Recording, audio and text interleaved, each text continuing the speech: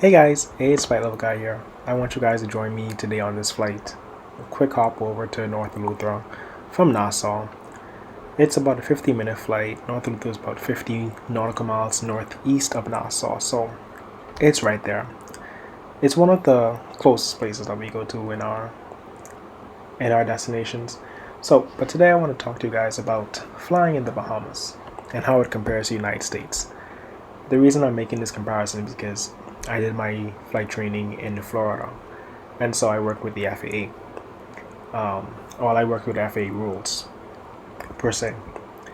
So coming back home, I realized there's like a lot of differences, a lot of things that change. But I'm not going to talk about the rules and regulations. But just to let you guys know, Bahamas is under the International Civil Aviation Organization, or ICAO for short. So everyone's aware of ICAO. It was created before the FAA. The FAA rules are based off ICAO. EASA is based off ICAO as well. So it was the first civil aviation rules that we had. But I'm not here to talk about the rules and regulations. But let's just hop back into the video real quick. So we got cleared to take off, running 14 out of Nassau. It is my leg. I am flying, hence why I'm making this video. But yeah, that's just the before takeoff checklist that we do to make sure the airplane is good to go. So I want to say the Bahamas is a really interesting. It's an experience. It's almost like the wild wild west, that some may put it. Because first off, Nassau and Freeport are the only controlled airports out of all the islands we have. Exuma has an advisory frequency, but it's an advisory frequency. They cannot clear you to take off, clear to land, or clear to taxi. It's just an advisory frequency. But I think in the near future they're trying to make it a controlled airport. They do a lot of renovations at that airport, so hopefully in the next few months, maybe even years, we'll see some changes with that. But because we're flying to North Luther today, it's such a short flight. So before we start the engines, we typically do our standard emergency takeoff briefings and approach and landing briefings. Because it's such a short flight, it's much easier to do everything on the ground before departing. Typically, when we go into these close places, I would have already loaded the FMS with the approaches and everything, and created my approaches if I have to, because not all airports have an approach. So I would already have done this on the ground, just to lessen my workload while I'm flying. North Luther does not have an ATIS or tower, as I previously mentioned. So the way we gather our weather information is by, we can either use the Unicom frequency, or I check FlightLevelKy. FlightLevelKy is actually really good at predicting the weather in these islands. Not sure how they do it, but it's pretty much spot on all the time.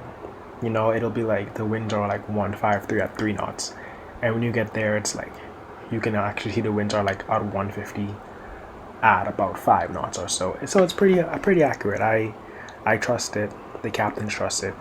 And then if you're not sure, we use the Unicom. Once we switch over from departure, we would just go and say, hey, which runway are you guys using in North Luther, if anyone's landing there. And then sometimes some guys would answer and respond, hey, the winds are straight down the runway, I used runway 7, it was good. Things like that. So North Luther has been getting a lot of popular traffic within the past year that I've been a career pilot. So I see Delta and American fly into North Luther, and a lot of general aviation aircraft. So at Pirates, you would just go Unicom frequency, ask anyone if you have the winds, like I said. Let's see. North Luther also has a instrument approach, but because there isn't a tower or approach cannot see you over there, you can't be clear for the approach. But it's nice to use the approach to overlay your approach, but all approaches will be visual. But so I think for this flight, I loaded in the RNAV 7, but it's a visual approach. So I'm going to fly the approach visually. I'm not going to log this at all. It's just an overlay to make for navigation purposes. So, another thing about the Bahamas is that there's a lot of Bahamian general aviation aircraft and general aviation aircraft in general, and they don't have an ADS-B. So, it's frustrating at times because, you know, if I'm flying a jet and I'm going really fast, I cannot, I have a TCAS system, so I will see you, but if you don't have ADS-B, then it's worthless, honestly. So making reports, being visually aware of where you are versus other traffic is very important. Even though they're not required by law, they're definitely helpful and needed for yourself. Situation awareness and other traffic. The uniform frequency is one frequency for all the airports throughout the Bahamas. And there are some pros and cons about that. But I think one pro is that you don't have to switch over to different uniforms for each island you go to, which is nice because I guess that would be kind of confusing. But in the same sense, if you compare it to the United States, let's say I'm going from Miami to Immokalee, it's a different versus Miami to Everglades. It's kind of similar. You switch over to a dedicated Unicom. So I don't think it's that much of a pro because if I'm on North Luther frequency, I'm only talking to North Luther people. The cons, as you can may be able to guess, Luther has two airports. There's North Luther, and there's also Governor's Harbor. There's been times when I've been flying and I hear someone who's in North Luther and they're like, oh, Governor's Harbor traffic departing runway 7. And we're like, hey, you're in North Luther, just to let you know, and sometimes it's confusing for some people, if you're Bahamian and you're a frequent flyer into the Bahamas, then you would know. But some people get confused, and that's not a big issue. It's not a big issue at all. But it's just something to be aware of.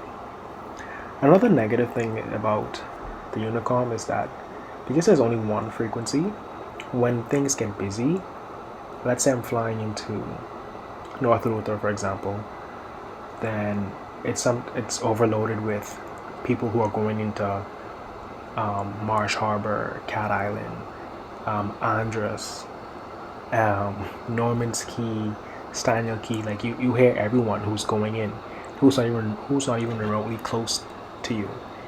So it gets really frustrating that happens, and never a big fan of it when that happens because you want to make the position report because you want to let people know what you're doing, but now you got like 10 other people also transmitting at the same time. Another negative about the frequency, and I've experienced both in the USA and also in the Bahamas, that pilots think it's a good time to gossip on the frequency. And many times I'm on, you hear like general aviation pilots who are just flying for fun or they're working, and they're like on the frequency for like 30 to 60 seconds just talking to each other about personal matters.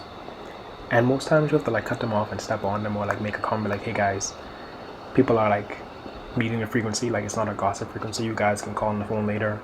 There's no reason to be doing this right now, So yeah, that's just a few things on why I haven't found out any more things I don't like about flying into the Bahamas, but I mean, it's not like I hate it. It's just I've gotten used to it now. But it's just a few little nitpicky things right here.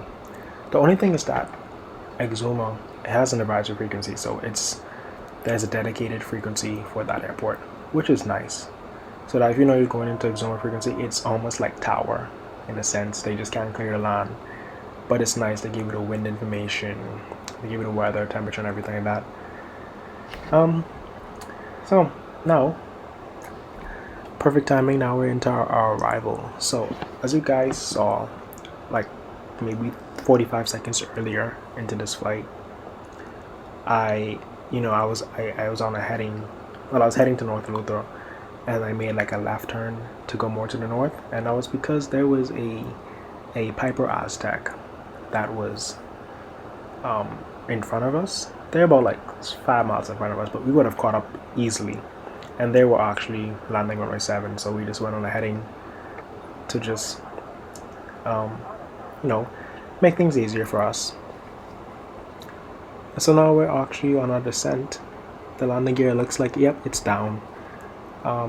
It's been a flap 45 landing into North Luther. So, we're North Luther. We were cruising at an altitude of 7,000 feet. And as you can see, like once we took off, you can start to see the beginning of North Luther within like 4 minutes of the flight. And it's like we were up at our cruise altitude for about 7 minutes, 5 maybe. And then we had to start our descent. So landing runway 7, visual approach. We back on course runway 7. So with North Luther, the runways is not the best. It's horrible. You can grease the landing, but it will just feel so horrible because it has so many bumps and cracks in it, and it's not level, it's not flat. That is just awful.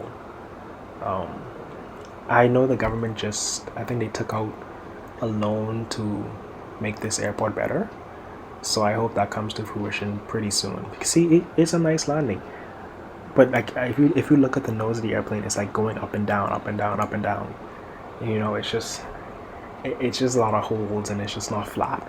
You see there's like water buildups, and they are showing that it's not the flattest runway. But it was a great landing. It's just once the rollout doesn't feel too good. But anyways, guys, thank you for joining me on this quick hop over to North Luther. Please like and subscribe. I will have more videos in the future about different topics, maybe aviation related, or maybe just things I have on my chest that I want to get off. Thank you. See ya.